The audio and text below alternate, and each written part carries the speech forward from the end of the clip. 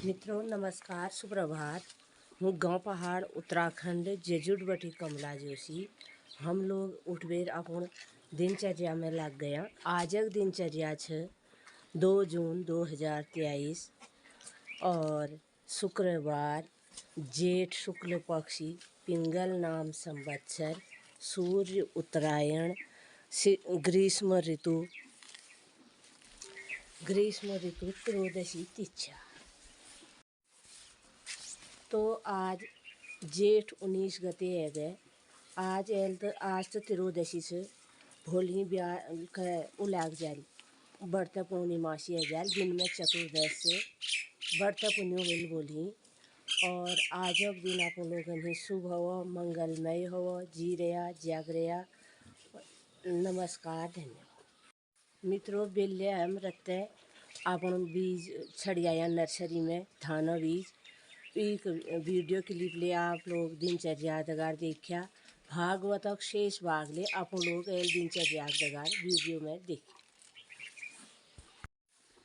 हमारे बगीच में फूल न गुलदस्ता से और आप लोगों ने आज अब दिन शुभ हो, मंगलमय हो, यो गुलदस्ता आप लोगों ने से। नमस्कार जी मित्रों, सुबह के बज रहे हैं 8 और आज बहुत दिनों के बाद मैं सुबह 8 बजे अपने ब्लॉग पे हूँ, अपने चैनल पे हूँ।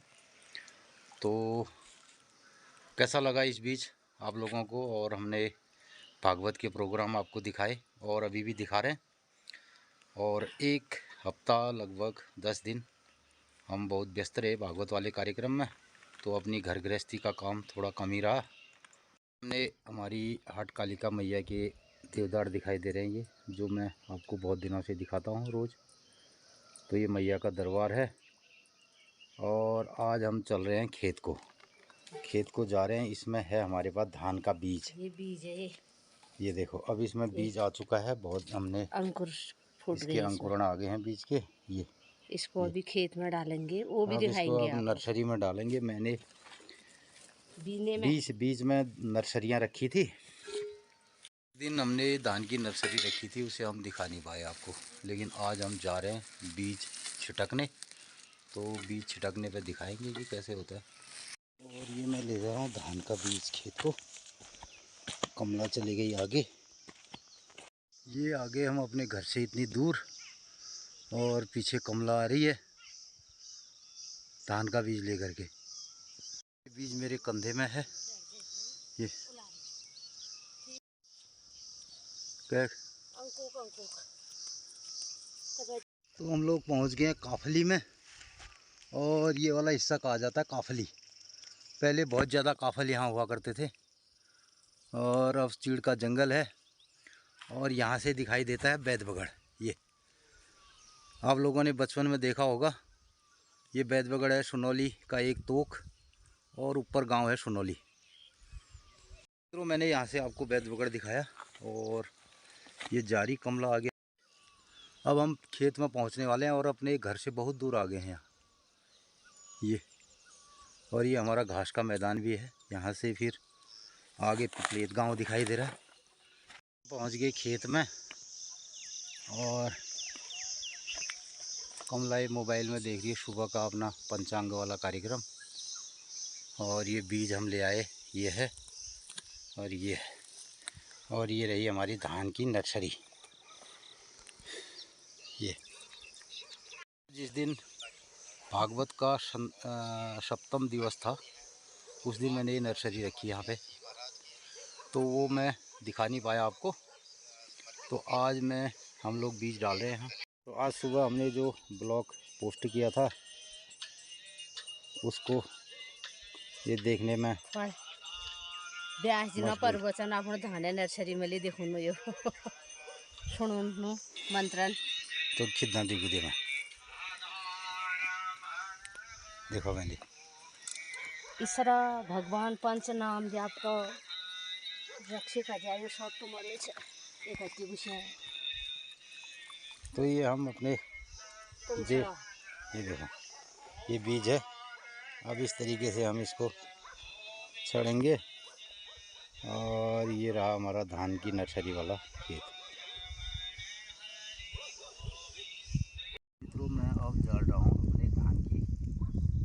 इसमें बीज है। तो इस तरीके से, और इसमें बीज आ चुका है और ये धान ये डाला जा रहा है। पंचनाम दे अपना नाम लिया। ये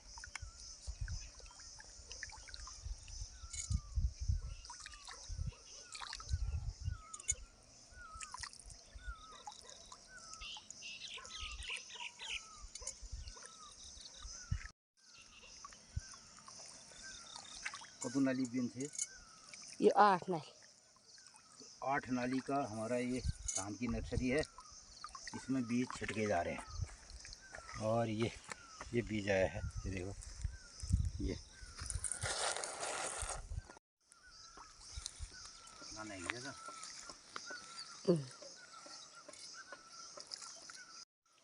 ये अब कमला छिटक रही है, धान को नर्सरी में डाल रही।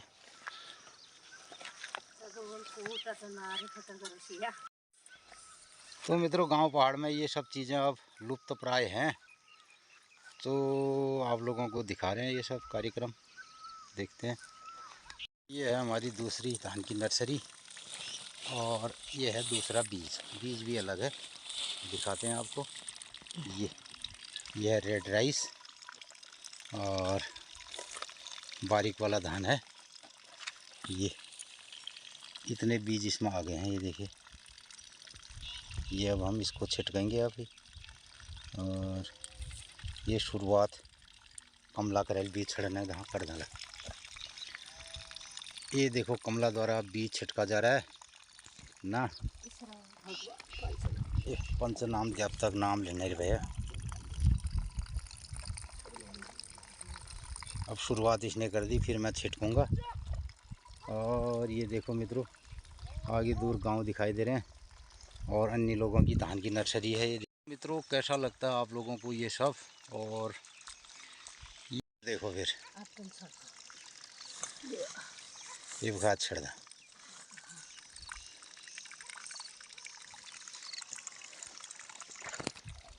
तब को ने होली में कूटत धान छिटा रसिया, लेकिन आज कूटत नार फटक रसिया। अच्छा।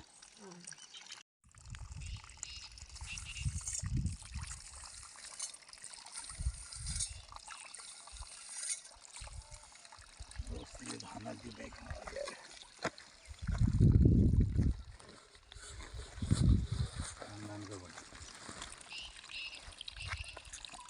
ये तो फिर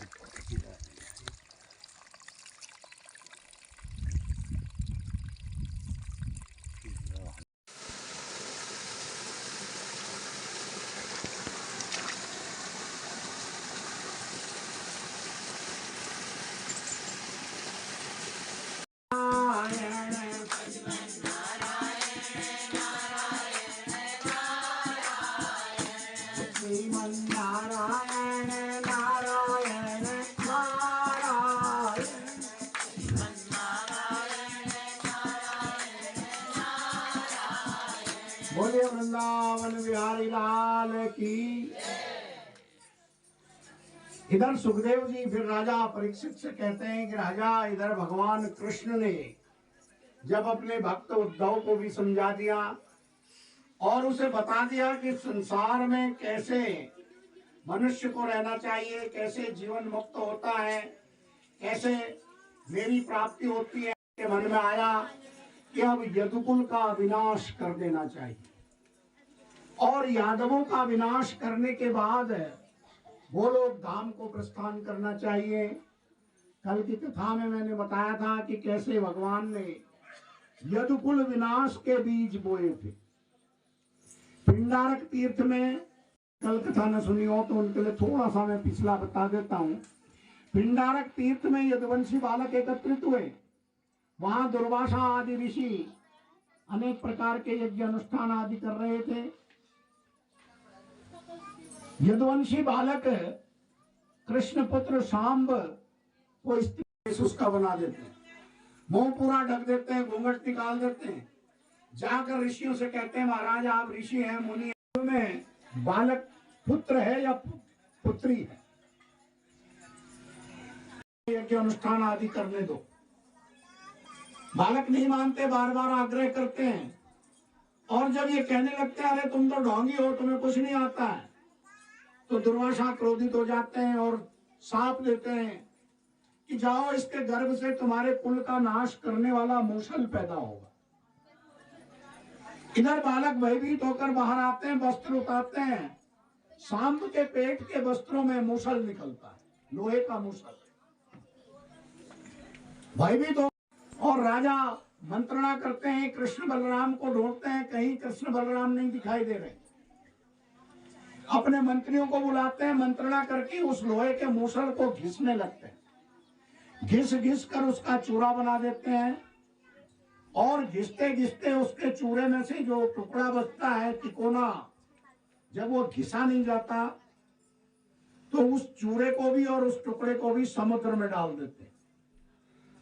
और वो चूरा समुद्र की लहरों में बहता हुआ समुद्र के किनारे आके सरकंडे के रूप में परिवर्तित हो जाता है। बड़े बड़े बड़े सरकंडे के डंडे पैदा हो जाते हैं और वो तिकोना लोहे का टुकड़ा एक मछली निकल लेती है। और इधर एक ज्यादा मछली पकड़ने बैठा हुआ है, मछली आदि भी पकड़ता है, पशु पक्षियों को भी मारता है। उसमें से लोहे का टुकड़ा निकलता है, बड़ा सुंदर तिकोना टुकड़ा है। मन में विचार करता है कि मेरी बाण की नोक बन जाएगी और उससे अपने बाण की नोक बना लेता है। इधर यदुवंशी तो मन में प्रसन्न हो जाते हैं कि हमने मूसल का नाश कर दिया। इधर एक दिन यदुवंशियों को बड़े अपशकुन दिखाई देने लगते। राजा उग्रसेन राजमहल में बैठे हैं, लेकिन बड़े अपशकुन हो रहे हैं। चारों ओर सूर्य के चारों ओर अनेक प्रकार के घेरे बनने लगे, उल्कापात होने लगे हैं। यदुवंशी मन में चिंतित होते हैं। राजा उग्रसेन के मंत्री उनके पुरोहित तीर्थ में जाना चाहिए और वहां जाकर यज्ञ पूजन आदि करना चाहिए। सब यदुवंशी प्रभास तीर्थ में पहुंचते हैं, अनेक प्रकार के व्रत यज्ञ दान आदि वहां करने लगते हैं। भगवान योगमाया को आदेश देते हैं और उनकी बुद्धि भ्रष्ट कर देते हैं।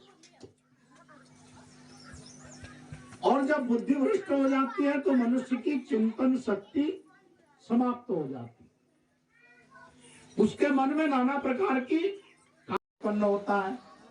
गीता में भगवान ने कहा ना, कामात् संजायते क्रोधा, क्रोधात् मति विभ्रमा, बुद्धि भ्रंशात् कामात् संजायते क्रोधा, क्रोधात् मति विभ्रमा। क्रोध उत्पन्न होता है, उससे बुद्धि में भ्रम उत्पन्न हो जाता है और जब बुद्धि में भ्रम हो जाता है तो मनुष्य नीचे गिरने लगता है, दुष्कर्म करने लगता है, बुरे कर्म करने लगता है। वही स्थिति यहाँ यदुवंशियों के साथ हुई। हमारा तो यज्ञ के बाद मदिरा का सेवन करना चाहिए। कुछ यदुवंशी बालक मनुष्य जाकर मदिरा ले आते हैं और मदिरा पान करने लगते हैं। पपुर मेरे एक मधु, मेरे एक नाम की मधुरा का सेवन करने लगते हैं। थोड़ी थोड़ी पी, जो कुछ मना कर रहे थे उनको भी पिलाने लगे। धीरे धीरे पीने के बाद, अब हमें तो अभ्यास नहीं है, जिन लोगों को अभ्यास है इनका मदिरा का उन्हें मालूम होगा। और मेरे साथ के कुछ लोग पहले मदिरा पीते थे तो बताते थे, कहते भैया ये एक पैग से शुरू होती है। पैग कहते हैं शायद वो गिलास में एक बार जितना डालते हैं। जो पहली बार पी रहा वो सुख से नहीं पीता, अपनी इच्छा से नहीं पीता, उसे डर लगता है पता नहीं क्या होगा, कैसे होगा। वो धीरे धीरे एक के बाद दो के बाद तीन के बाद चार, और फिर शायद ऐसी स्थिति आ जाती है कि वो पी रहा है या नहीं पी रहा है उसको पता नहीं रहता, और फिर शरीर धरती पर पड़ जाता है। कहीं कहीं तो कुत्ते चाटने लगते हैं उसे, ऐसी स्थिति हो जाती। वही स्थिति इनकी भी हुई, यदुवंशियों की। धीरे धीरे मदिरा का आपस में झगड़ने लगे। मित्राणि मित्रे सुहृद सुहृद, मित्र मित्र के साथ, भाई भाई के साथ, ज्ञाति स्वामी वो आपस में लड़ने लगे। पिता पुत्र का आपस में युद्ध हो गया। जितने अस्त्र शस्त्र उनके पास थे वो चलने लगे। जब वो अस्त्र शस्त्र भी समाप्त हो गए, इधर कृष्ण बलराम आए, उन्हें समझाने लगे। यद्यपि भगवान को उनकी बुद्धि भ्रष्ट करके करवा रहे थे, लेकिन फिर भी आकर दिखावे के लिए उनको समझाने का प्रयास करते हैं। कृष्ण बलराम के ऊपर ही टूट पड़े। और इधर कृष्ण सारे यदुवंशी जब अस्त्र शस्त्र समाप्त हो गए तो कोई तो आपस में मुक्केबाजी करने लगे, कुश्ती लड़ने लगे। और कुछ लोग समुद्र के किनारे, उन्हें वो सरकंडे के डंडे दिखाई दिए जो लोहे के चूर्ण से बने थे। उनको जाकर उखाड़ उखाड़ कर ले आए और उनसे एक दूसरों पर टूट पड़े। एक दूसरे को, किसी ने किसी को मारा, किसी ने किसी को मारा। इस तरह अधिकतर यादवों का विनाश हो गया। और इधर भगवान कृष्ण ने बलराम जी से कहा कि अब हमारा गोलोक धाम जाने का समय आ गया है। बलराम जी तो उसी समय अंतर्ध्यान हो गए और अपना शेषनाग का रूप धारण करके शेषलोक में चले गए। बोलिए शेषनाग भगवान की। इधर भगवान कृष्ण वन में जाकर, जंगल में जाकर एक सुंदर अश्वत्थ के पीपल के पेड़ के नीचे बैठ गए। सारे अस्त्र शस्त्र, भगवान का रथ वहीं पर, और अपने अस्त्र शस्त्रों को, जितने भी दिव्यास्त्र उनके पास थे, उनको आदेश दिया कि तुम गोलोक धाम गमन करो। सारे अस्त्र शस्त्र गोलोक धाम की ओर चले गए। भगवान दाहिनी जंघा के ऊपर, जांग के ऊपर बायां पैर खड़ा करके ऐसे रख के बैठ गए। भगवान के बाएं पैर में कमल का चिन्ह था और वो चमकता था।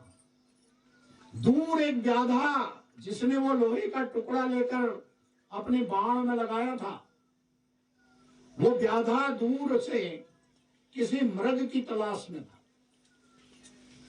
झाड़ियों से उसने देखा, वो भगवान के पैर की चमकती हुई आंख सी उसको दिखाई दी, जो भगवान के पैर में पद्म था, कमल चिन्ह था। वो उसको ऐसा लगा जैसे किसी मृग की, हिरण की आंख है। उसने बाण का संधान कर दिया और वो बाण आकर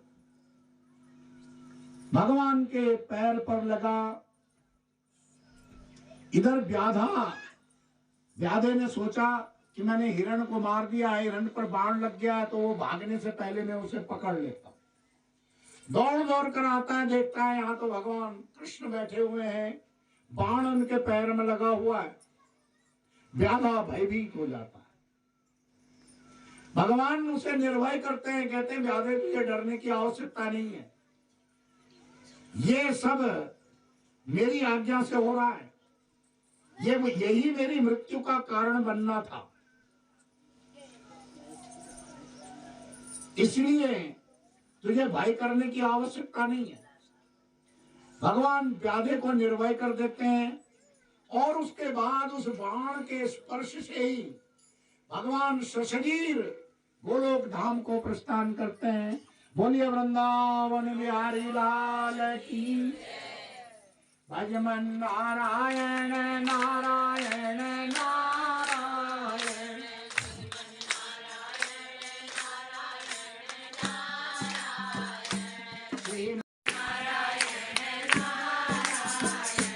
भजमन नारायण नारायण नारायण,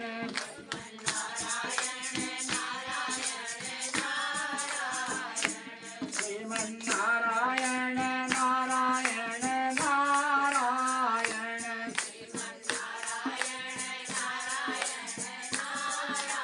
नारायण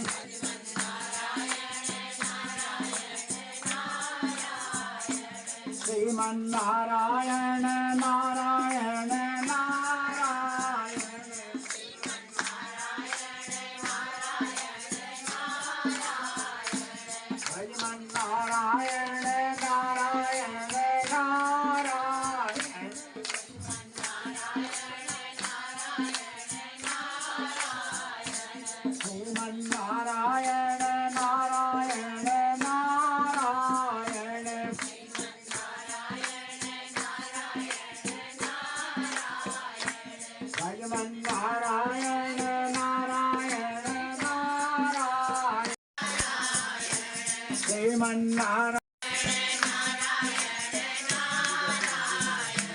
भजमन नारायण नारायण नारायण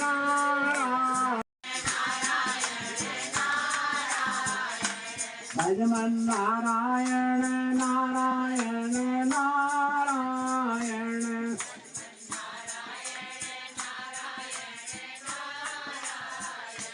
श्रीमन नारायण नारायण लाल की जय।